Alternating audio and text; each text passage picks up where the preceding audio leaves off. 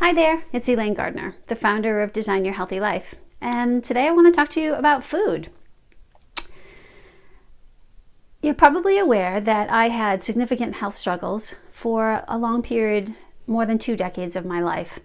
And after I made the commitment to get better and found some healing modalities that really started to support my desire to get well, I also started to realize that there were things that I was doing, personal habits that were not serving my desire to not only achieve my health, but to get to a point where I could maintain long-term health. And one of those issues that required a good, hard, long look was all about food. And I was eating better than what most people were eating just because I had to on a day-to-day basis in order to feel well.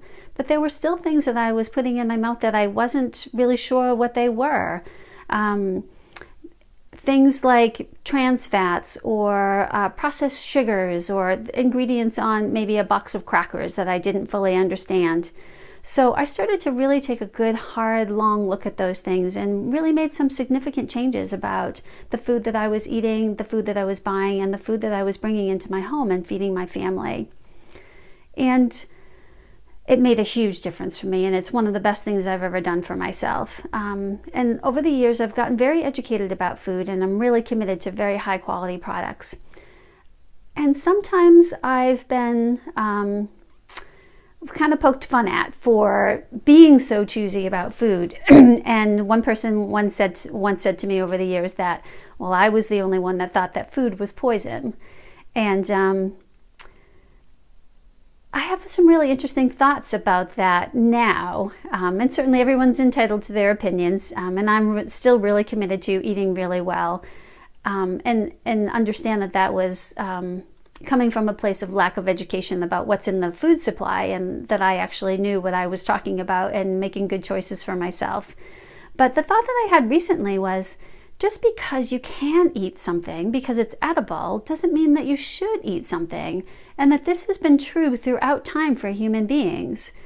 Thinking back to a time where people were hunter-gatherers and foragers, there would have been things that were edible, like mushrooms and berries, and some of the varieties there would have made people incredibly sick or potentially even poisoned them to the degree where they lost their lives.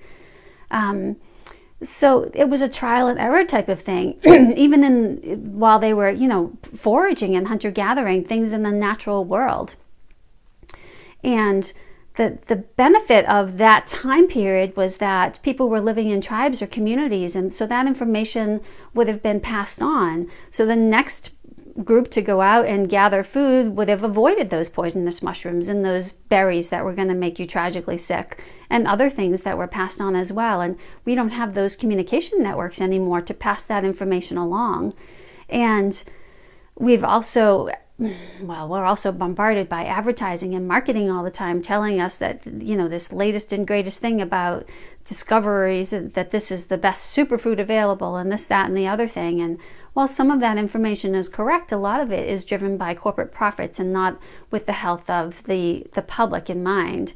So you really need to be educated, get educated on your own, and understand what it is, what the ingredients are in the food that you're purchasing, so that you can decide for yourself whether those things are healthy or unhealthy for you. So again, just because it's edible and you can put it in your mouth doesn't mean that you should eat it.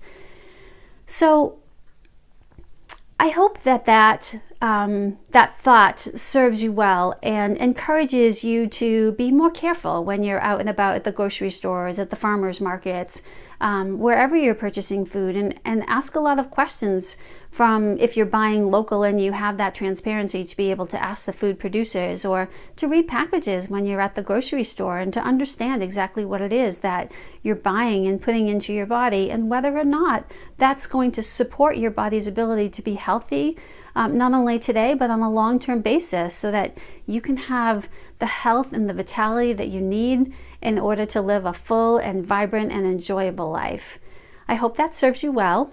If you have any questions about any of that, as you know, I'm always open to hearing back from you. This is truly what I'm passionate about, and I love to support you in your healing and long-term wellness plan. So reach out and let me know, and again, I know it's a complicated food system that we have available to us these days, and I'm going to be getting into more depth with those issues in the coming months. So I look forward to talking to you again soon.